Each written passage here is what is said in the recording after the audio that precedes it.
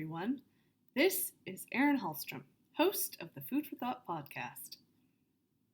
As coronavirus kicked into high gear throughout 2020, so too did the speed at which food and beverage processors had to keep up with demand. As any company knows, high volume production times are the worst time to experience equipment failure. I recently sat down with Jason Kreitz from Advanced Technology Services, or ATS, to talk about how ATS is helping food and beverage processors integrate technology into their production.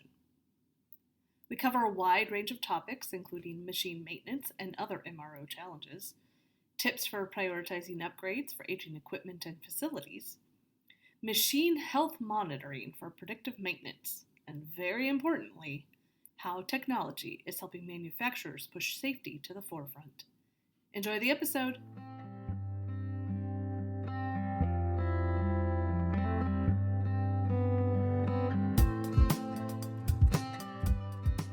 Jason, welcome to the special bonus episode of the Food for Thought podcast. How are you doing today? I'm awesome. Thanks very much for having me. I really appreciate it. Yes, it's great to have you on this episode. Let's open with you telling me about yourself and your work at ATS. Absolutely. So I've been with ATS a little bit over 2.5 years. I've been in the manufacturing industry for pretty much my whole career. My role works with a couple of enterprise customers as well as prospective new customers in talking with them about the solutions that ATS provides.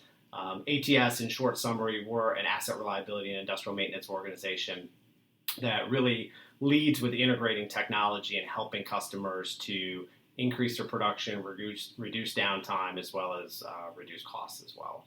And we've really, in the last 12 to 15 months, we work across many segments of industry, but in the last 12 to 15 months, we've really seen an uptick in the production levels in food and beverage companies specifically. So I'm excited to talk about this today. What trends are you seeing for food and beverage manufacturers in 2021? Sure. So one thing that's been very clear is demand has gone way up for a lot of organizations as the pandemic has contributed to that over the last 12 to 15 months. Production has increased. So more than ever, what we see is that any downtime or interruption in production for food and beverage companies has been magnified and has caused interruption. So we've seen a lot of these organizations not only looking for solutions around asset reliability, but also looking for ways to integrate more technology into their organizations around the themes of improving the reliability, their performance, and their productivity. During the height of the pandemic, there were a lot of organizations in the food and beverage space that really tried to trim down their product offerings and kind of go back to basics.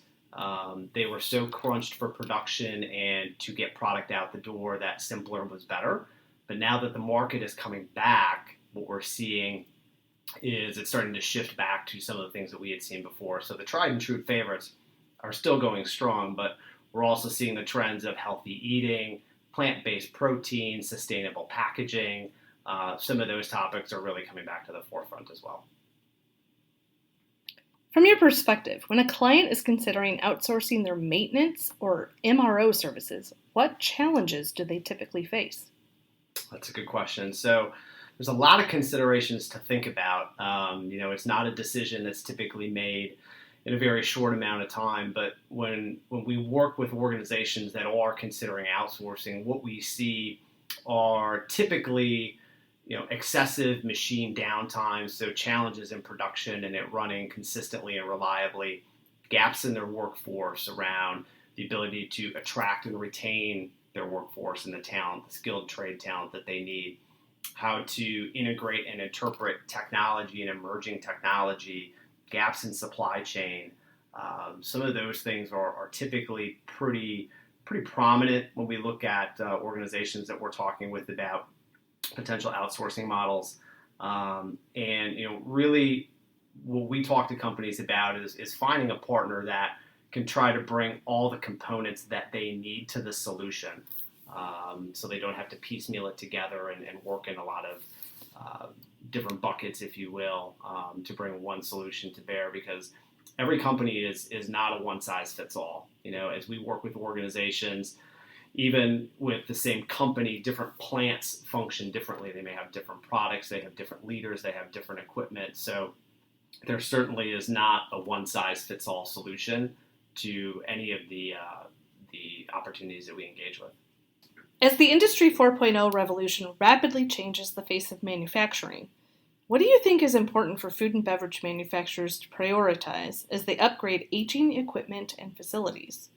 So what we're seeing is really looking at organizations embracing technology. As Industry 4.0 comes through, there's a lot of opportunities and things that organizations can latch onto.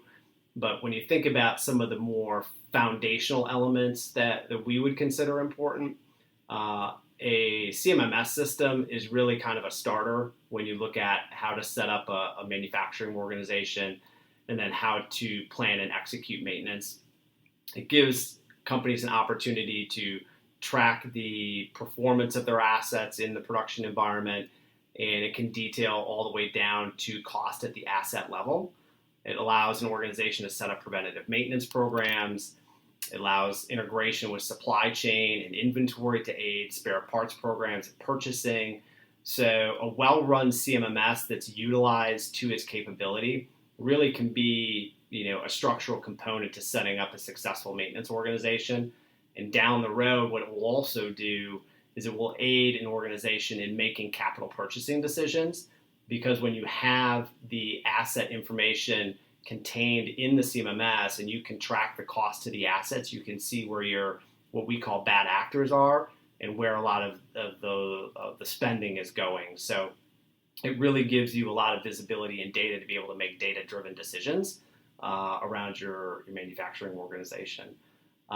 Secondly, I think another thing that we're seeing in the market is machine health monitoring for predictive maintenance and the ability to use IoT sensors to track the health of production assets so that they know when a machine may be getting ready to fail or a part of the machine is getting ready to fail, so that can turn into planned work and a minor repair versus unplanned work, downtime, and a major repair or replacement. So that's also a pretty significant piece of what's coming through the industry.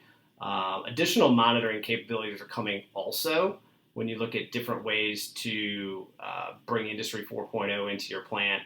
Things that will help you monitor facility assets, utilities, raw materials. So there's other things coming through as well.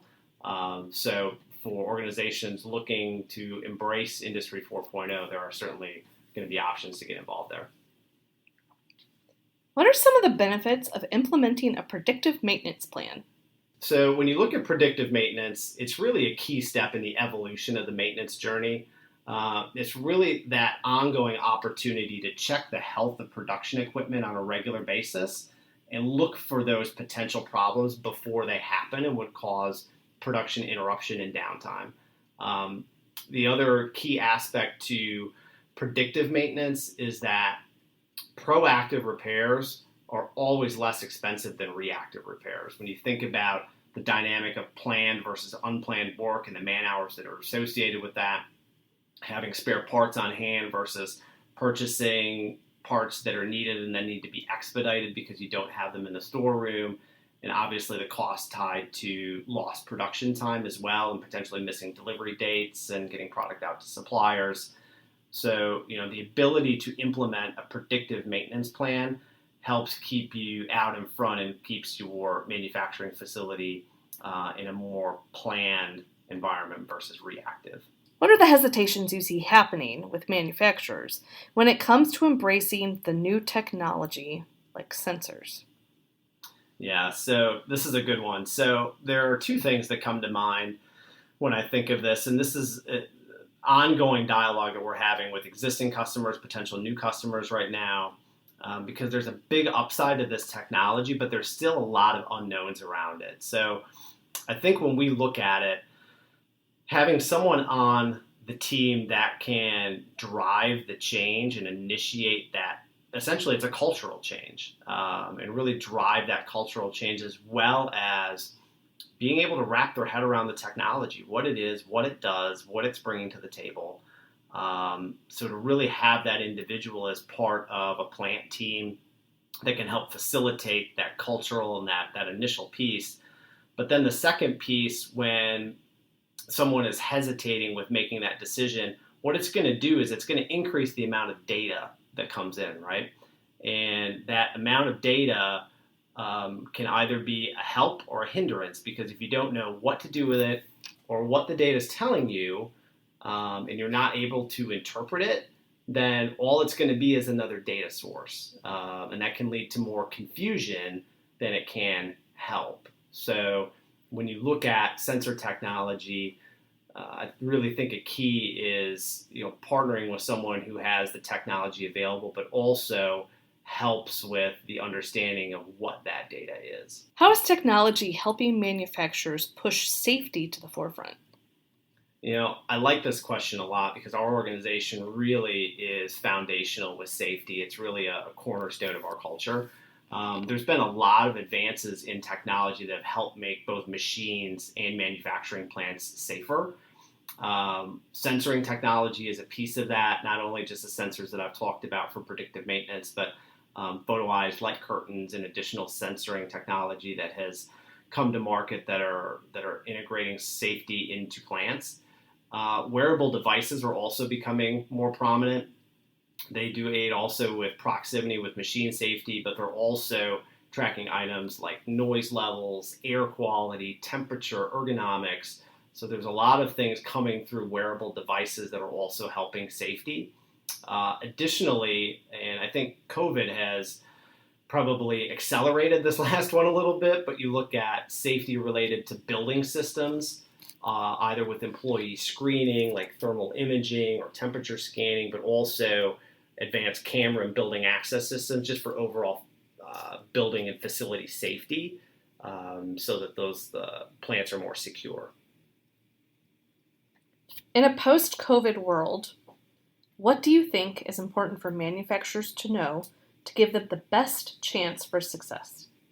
Well, I think the last 12 to 15 months have been a pretty significant learning experience for everybody on a lot of levels. But what I would say is understanding that you can't necessarily have a plan for everything. What I would say would be develop a plan. And when I think about a plan, and these are just my own ideas, but related to safety, the people inside your organization, your employees, your production and your production plans and schedules, your supply chain, and there's probably a couple of other items, but really to have a foundational plan around those areas so that in the event that something unexpected happens again, that you have a plan to fall back on. And perhaps the plan that you did isn't perfect for what the scenario is, but at least you have a plan that you can modify or tweak to fit the existing set of circumstances that you're in, versus not having a plan at all and then being in kind of a frenzied state and having to create the plan as you go, akin to trying to build a plane in the air. So that's not ideal. So I think if you at least have a plan to work from, that gives you a good starting point, a foundation to work from. We talk with a lot of companies on a lot of different topics, and I think as we get to know them better and look at and understand their environment and their plant, I think we start to be able to tell what companies really have a very detailed plan about their business and which ones don't. But it's a learning experience either way. But planning is always a positive thing. What advice would you give those decision makers and influencers that want to move to a predictive maintenance plan but aren't sure how? So as far as advice goes, what I would say is finding a trusted partner that has the experience with the tools is really important, because you have to have the tools and build the system around the needs and the functionality of the plant. But you also need help on that journey with collecting, understanding, and utilizing the data, as I kind of talked about earlier. Data for data's sake isn't the value add when you're looking at a IoT predictive maintenance plan. More data without being actionable and insightful really isn't going to help with anything and help your plant run better. So, that's really, really important, because ultimately these programs, when you're talking about predictive maintenance, are about making the plant run more reliably, seeing better production, controlling cost. And, specifically when we talk about cost, if you partner with the right organization, you have the right plan in place, the return on investment from these programs pretty reliably will cover the cost of what you have to put into it and then some. So they really do pay for themselves over time. So when we talk to companies about it, we said, really, what do you have to lose with a trial other than perhaps some more unplanned downtime? And special thanks to Jason for coming on the podcast today. To learn more about advanced technology services, visit www.advantech.com or call 855-834-7604.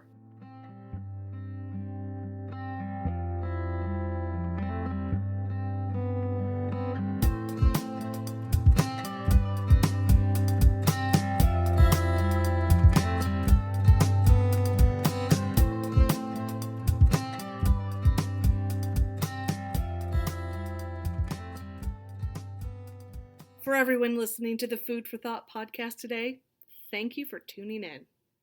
You can find us on Apple Podcasts, Spotify, Stitcher, and just about everywhere you can listen to a podcast. Be sure to tune in next time as we talk more about the stories behind the headlines of the food and beverage industry. Take care. Have a great day.